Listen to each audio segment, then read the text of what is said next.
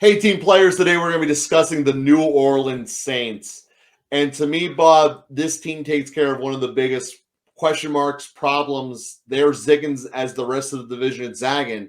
The rest of this division is built to run the ball, try to get the game over quickly, and hope that you've hit enough field goals to win. The Saints are built to put up points, and defense will deal with that later.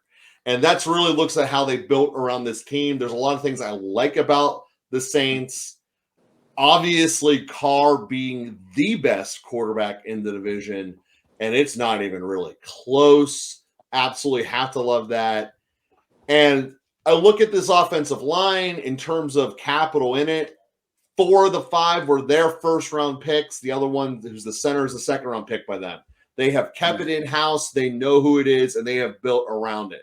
Obviously, they got 2 major question marks in their skilled rooms. And does Michael Thomas ever want to play football again? Very valid question. And will Kamara be allowed to play football? Very different question, but Michael Thomas should learn if you're allowed to play, you should probably do it. It would help your career. So when I look at this team overall, I think the MVP of the division, without a doubt, will be Carr, and the number 2 will be Olave. As good as we just talked about how Carolina's secondary is, and KZ Horn is a great corner, JC. I think Olave is blowing this thing up. And I think that Olave is going to be someone who wins you fantasy leagues when it's all said and done. Because Carr knows how to get the ball downfield. He's a great vertical passer. And the weakness of the offense of the Saints last year was Andy Dalton could not get the ball downfield well enough. Carr does not have that problem. Olave can burn people over the top. He's another great Ohio State wide receiver, which shows why you shouldn't take their quarterbacks. And when I look at this, I think it's going to work out incredibly well. I think that the Saints are going to be great. And given the fact that they're playing the NFC North, they're built to play in the shootout style that those guys want to play. Minnesota is all about let's score points, forget about the defense. Granted, they got a new coordinator to make things better. That's what Detroit is. Like, there's no guarantee these guys are just going to get whipped around by the North like there is when we talk about the other 3 teams. Like, I don't see a way that Atlanta, for instance, cannot be outscored when Minnesota or Detroit comes in. The Saints can score back. And that, to me, is the number one reason, almost by default, I think that the Saints are winning this division. And given the fact that it's so soft of a schedule, I'm not saying they're going to get like 12 wins or something crazy, but I don't see it out of the realm of possibility that they're at 10 or 11 and the 3 seed when it all comes around. And it's really going to come to question, with these guys having a home playoff game, if you're a team that just is like making it in, like Dallas or Seattle, it's scary going to New Orleans to a playoff game, especially when they have an offense. And as soon as you have that factor, playoffs 1 game shot, it's hard to win in the Superdome. And I'm not saying pencil them in the Super Bowl or anything, but I'm thinking that these guys aren't going to be a one-and-done playoff team either. Yeah, I mean, this team is constructed in a way that you would want to believe that they will be the division leader, they will go in the playoffs, and they will at least contest for a first-round win. And the only reason I'm really hesitant on the Saints, I'm not saying that the Saints are a bad team, but one of the things that concerns me is the age of the defense.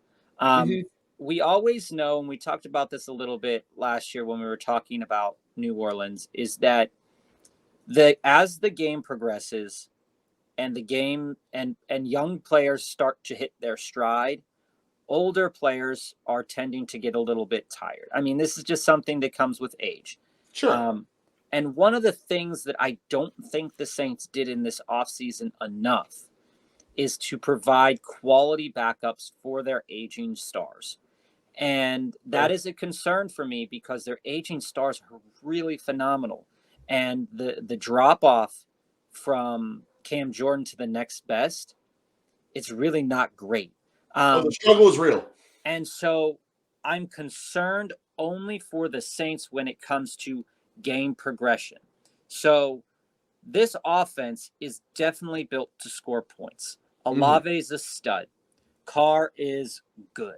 And Jamal Williams and Alvin Kamara, if both of them decide that they're going to play and not get caught in a scandal, that running back room is going to be great.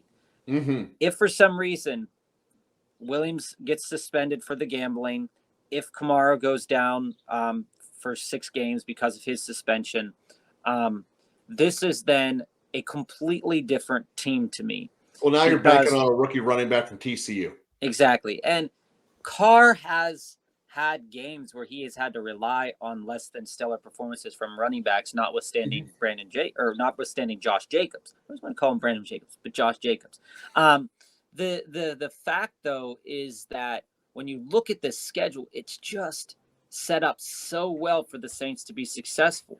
But as we said in Carolina's video, is that a lot of this hinges on how these young quarterbacks in the AFC South, what they decide to do, and in the NFC South, what they decide to do. And it all hinges on, the NFC North. We were predicting that a lot of those NFC North teams would be hovering around 500 at some point in time this season. And I see that again for the Saints. The Saints have another bad quality about them, and I don't know what it is about them, is that especially last year, I mean, the record was 7-10 last year, but they lost games they should have won. And that was Dalton, though. Yeah, that speaks to Dalton. But Carr is not he's not a stranger to making bonehead mistakes either. It's hard to say that about any Raiders player. I'm looking at when they play teams, because we always talk about when they play teams, and it's purely possible that by week 7 they're 5-2, and that sets up really well for the Saints in the stretch run. However, then they start playing teams that they could actually lose to, and the Falcons always play them pretty hard, and the Lions are probably going to beat them. The Giants have a potential to beat them too if they can keep it on the ground enough. And the Rams, if they stay healthy, also probably have the chance to beat them too. So going into week 16, you're sitting at a potential 8-6 record. And it is very possible that other teams in this division could be sitting around the same or in a similar capacity. So the games at the end of the season, they're playing week 17 and week 18 at Bucks and then at home against the Falcons. So not really brain surgery against the Bucks, because I don't think anybody thinks that they're going to do good. But the question marks is this team going to be able to outlast for a full season? And insofar as that's true, is it going to be able to stick and keep the pedal on the gas for a full game without having any extenuating circumstances come into the locker room or the like? You know what I'm saying? I get exactly what you're saying. What I would say in the pro Saints defense is first off, in roughly 3/4 of their games, their offense will be the best unit on the field. So in general, the team with the best unit, regardless of whether it's offense or defense, tends to win. So that's a good starting point. They by far have the best unit in their division in their offense compared to any of the other 8. So when I look at this and say that's a good starting point, in terms of their drama that they have, they all but have given up on Michael Thomas, who has been the creator of their drama for 4 years now. And yes, they got 2 wild cards in their running back room. And it would be something if they somehow stack their suspensions where they're not overlapping, which would require one of them not to be at the start of the year. If Jamal Williams gets suspended, it's almost certainly at the start of the year. So the question is, does Kamara's hold off until his actual court date? Which we'll see. I mean, there should have been an answer on that by now. So it's a little surprised that there isn't. But the point being is that there's also the wild card with the Saints offense that we have not discussed yet. That's Taysom Hill. I mean, it could be that Taysom Hill ends up being your number 2 receiver and your number 1 running back if both of these two get suspended in terms of touchdown score. But see, here's the thing, Joe. He's not even listed as the number 1 tight end. So we have Because no one knows where he plays. We have talked year in and year out, you and me together, before we even started making videos to share. We've always talked about Taysom Hill being, the best Swiss Army knife in football.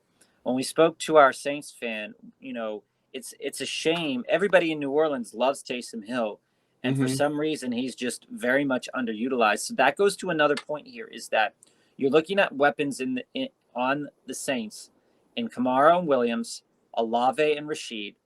You're looking at Jawan Johnson and Taysom Hill, and you're saying, who's going to get the ball? Where's this ball going to go? And are the right decisions going to be made at the right times in the game script? Because, Alvin Kamara is capable of racking up 100 yards on the ground, but if they decide to use him purely as a pass catcher, that provides different value out of Kamara, but also takes away some of the value of, say, maybe Rashid Shaheed over the top. So I'm hopefully optimistic that the Saints will accumulate 10 wins this year. But I could easily see them tripping up over themselves, making bad decisions late in the game, something happening, and then ending up with 8 wins, and then losing that last game of the season to Atlanta and missing the playoffs. Like, these are all equal things to me that could potentially happen with the Saints. But for all intents and purposes, their roster is constructed to me to say, okay, we're going to win these games with offense, like you've been saying, and whatever happens on defense because we know we've got to build that up a little bit more because it is aging. But we are going to go out there and we're going to win by just putting up way more points than the other team scores.